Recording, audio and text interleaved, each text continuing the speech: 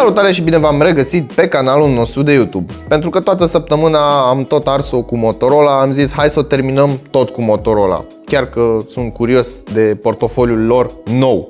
Așadar, astăzi vom vorbi despre Motorola One sau P30 Play sau One Lite sau Xinjiang un conform Antutu. Sau mai bine spus, modelul XT1941-4. Așa se numește telefonul, ce vrei să-i faci? Dacă așa scrie, așa îi spui. Este un model entry level, more or less entry level, pentru că se învârte în jurul prețului de 6-700 de lei la momentul review-ului. Așadar, ar trebui să fie un telefon de buget și n-ar trebui să ne așteptăm la foarte multe lucruri din partea acestui telefon. Este un telefon interesant din perspectiva designului. Da, are un notch imens pe care îl vom vedea în momentele ce urmează. Avem dual camera, USB tip C și, bineînțeles, este așa plat, foarte stealth din punctul meu de vedere și în momentul în care îl ții la ureche nu-ți dă senzația de telefon ieftin, chiar dacă este cu ramă de plastic. Hai să vedem cât de interesant este și ce poate să ne ofere Motorola în acest preț. Dar înainte de toate, nu uita să te abonezi și să activezi notificările, iar mai apoi intră pe cel.ro/giveaway pentru a te înscrie în concurs. Să ne uităm repede și la cutie. Este o cutie MOV, o cutie foarte bine făcută, un aspect lucios, o grămadă de informații scrise pe aceasta, 3 GB RAM cu 32 de GB spațiu de stocare intern. Îmi place că aici este o bulină lipită peste această cutie în care mă anunță că înăuntru am o husă. Android One face parte din programul Android One, asta înseamnă update-uri cât se poate de la zi. Qualcomm Snapdragon, acesta are seria 600, un ecran HD de 5,9 inch în diagonală, două camere, evident, una dintre ele este pentru crearea efectului de bokeh, o baterie de 3000 de mAh. Acum hai să-i dăm și capacul jos. Aici telefonul era pus în această husă, este o husă transparentă, slim, foarte flexibilă. Mi-aș fi dorit să aibă așa o tentă fumurie, dar na, gusturile nu se discută. Mai departe avem un plic cu hârțogăraie în limba română. Nu avem căști. De ce nu avem căști? Puteau să pună și eu o pereche de căști. În fine, măcar avem cablu USB tip C și un încărcător, nu mai este turbocharge, 5V 2A. Deci ar trebui să aibă un fel de fast charge. Ok, mi se pare interesant, mi se pare foarte interesantă prezentarea pachetului. Dacă știți, telefoanele de la Huawei, de fapt dacă știți, cu siguranță v-ați uitat la review-urile noastre, ați văzut cum sunt ambalate cele de la Huawei? Pur și simplu au niște carton înăuntru și sunt aruncate așa într-o pungă, cât se poate de la întâmplare prin cutie și toate se învârt acolo, una peste cealaltă. Bine, același lucru este și în cazul lui Motorola, însă măcar și-au dat interesul de a pune un plastic înăuntru și a face o prezentare cât de cât interesantă a unui telefon de buget. Adică, pentru mine nu neapărat contează. Contează de imaginea pe care mi-o oferă compania respectivă. Adică ți-ai dat interesul chiar și pentru un telefon ieftin. Acum hai să ne uităm și la telefon. Eu cred că este sticlă pe spate. De ce cred că este sticlă pe spate? Pentru că nu face ape mai ciudate atunci când bate lumina și rămân amprentele exact ca pe sticlă. Deși este posibil să fiu păcălit, de asemenea rama pare din plastic făcută, nu din aluminiu.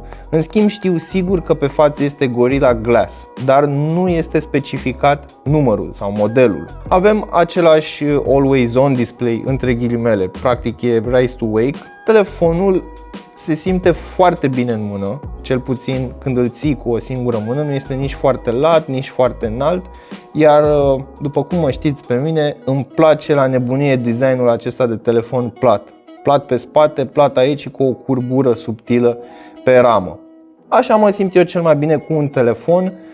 Acesta are și camera bump, așadar dacă îl pui pe o suprafață plată se va zgâlți. Îmi place că avem logo-ul Motorola încorporat în senzorul de amprentă, iar aceste două camere nu par chiar atât de urâte. mufa de încărcare și alimentare, grila pentru microfon și grila pentru difuzorul principal. De fapt, singurul difuzor pe care îl are.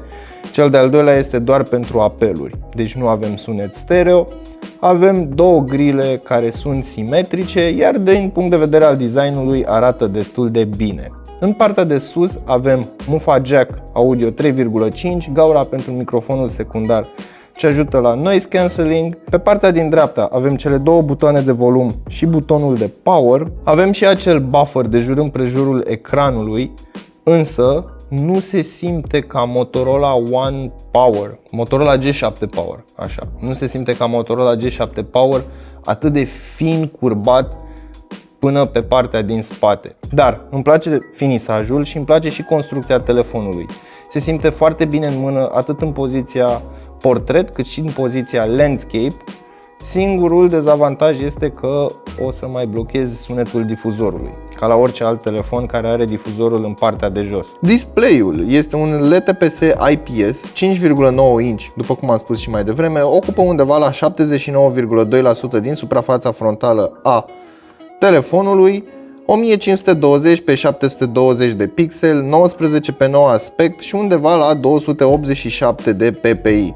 Este decent pentru un ecran HD, însă trebuie să menționez un singur lucru. În aplicația de cameră, dacă merg la modul manual și apăs pe această săgețică, iconițele de aici arată ciudat, nu știu, sunt pixelate, parcă nu au rezoluția corespunzătoare pentru ecran sau poate nu se scalează cum trebuie. Habar nu am care este problema acestui bug și am descoperit acest lucru în mai multe elemente de prin sistemul de operare. Nu toate suferă de această problemă, însă foarte ciudat. Uite, de exemplu, iconița de la Maps arată super bine. Iconița de la YouTube este jaggedy jag. Per total, ecranul este bun, nu are ceva special, pur și simplu afișează niște culori, nu sunt culori urâte, însă nu are o acuratețe foarte mare de reproducere a culorilor. Așadar, în cazul în care vrei să editezi fotografii, este mai mult hit or miss. De asemenea, ca noi să-l filmăm, a trebuit să-i dăm luminozitatea destul de mare. Iar în momentul în care soarele bate direct în el, nu este extraordinar de luminos. Dar te descurci. Sincer, te descurci, nu mi se pare atât de rău, mai ales pentru prețul acestuia. Hai să vedem cum s-a descurcat în Geekbench. Bineînțeles, după ce se încarcă aplicația, dăm aici, mergem la History, bla bla bla bla bla bla, 174 în single și 1039 în multi. Este un scor decent, aș putea spune, chiar dacă Redmi 7 se descurcă ceva mai bine. Chiar se descurcă ceva mai bine decât telefonul acesta.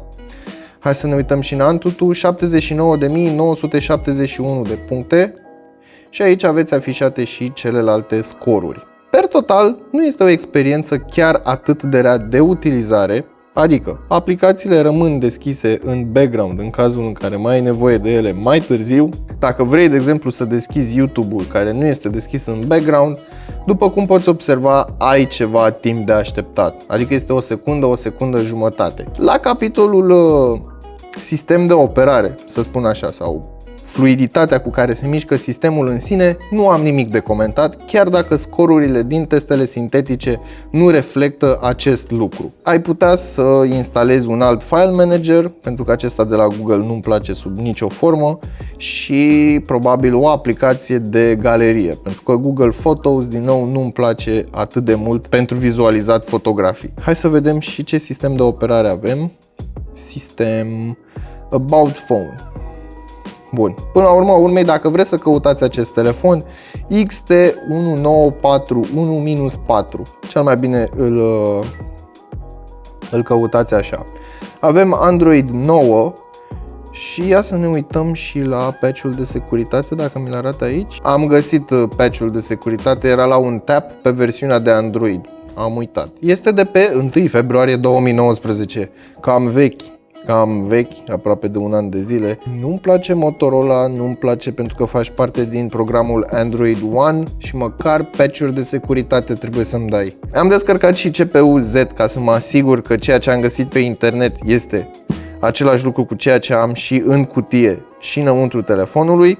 Avem 625 Snapdragon la 2,02 GHz. Device-ul Motorola One, în paranteză P30 Play, în paranteză Motorola One. Deci așa se numește telefonul, Motorola One, cum scrie și pe cutie. Aplicația de cameră este similară cu ceea ce am mai văzut și pe alte modele de Motorola, cum ar fi One Vision și Power și așa mai departe.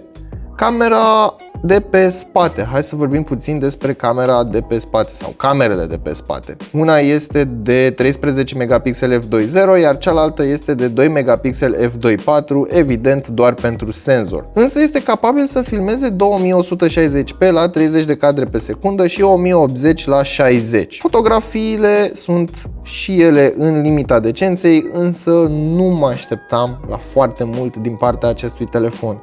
Nu vreau să fiu răutăcios, știam că nu o să se compare cu un Huawei sau cu un Xiaomi sau cu un Samsung, deși Samsung nici măcar nu mi se pare că are o calitate foto foarte bună. Bun, am pornit și un match de PUBG și vreau să vă arăt ceva interesant. Vedeți cum sunt aliniate aceste elemente aici în stânga sus? Mai țineți minte că notch-ul de obicei venea peste un element sau era un element tăiat aiurea din interfață?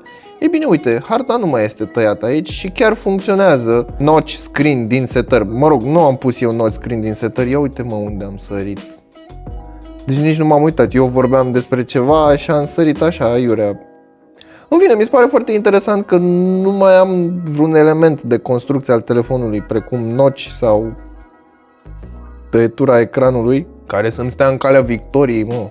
Telefonul se mișcă decent, evident că au fost făcute pe low setările, așa a recunoscut jocul, hardware-ul. Nu mă deranjează, nu este rău, nu văd absolut nicio problemă în momentul acesta. Telefonul nu este încins foarte tare, de fapt nu foarte tare, dacă era încins foarte tare înseamnă că era încins în primă instanță. Are o temperatură confortabilă, puțin călduț, nu foarte rău, dar apreciez foarte mult că se mișcă decent.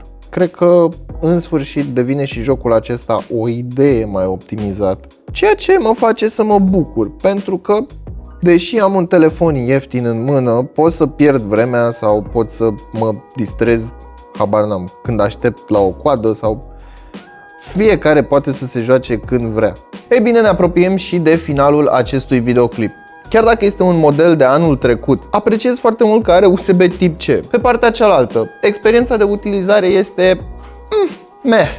Nu pot să spun că este wow, dar nu pot să spun nici că este cea mai proastă. La capitolul fotografie nu mi se pare rău, la capitolul performanță pentru un entry level spre mid-range nu mi se pare rău. Singurul aspect la care consider că excelează acest telefon este designul. Nu-ți dai seama că este un entry level, nu-ți dai seama că este un mid-range sau un flagship, pur și simplu este negru, două camere puse acolo și când îl ții la ureche sau este pe față, ai impresia că este pur și simplu un telefon arătos. Per total, nu consider că este un telefon rău și dacă nu ești pretențios, ar fi o alegere destul de bună. Însă, având în vedere că există pe piață Xiaomi Redmi 7, care are niște scoruri în teste sintetice ceva mai bune, dar și experiența de utilizare este mai bună și camera, din nou, este mai bună, destul de greu de luat în considerare Motorola One. Până data viitoare, nu uita să verifici descrierea pentru linkuri utile și prețuri actualizate și totodată nu uita să-ți dai cu părerea despre acest telefon în secțiunea de comentarii de mai jos. Hai, salut că ne-am întins prea mult, ne vedem data viitoare!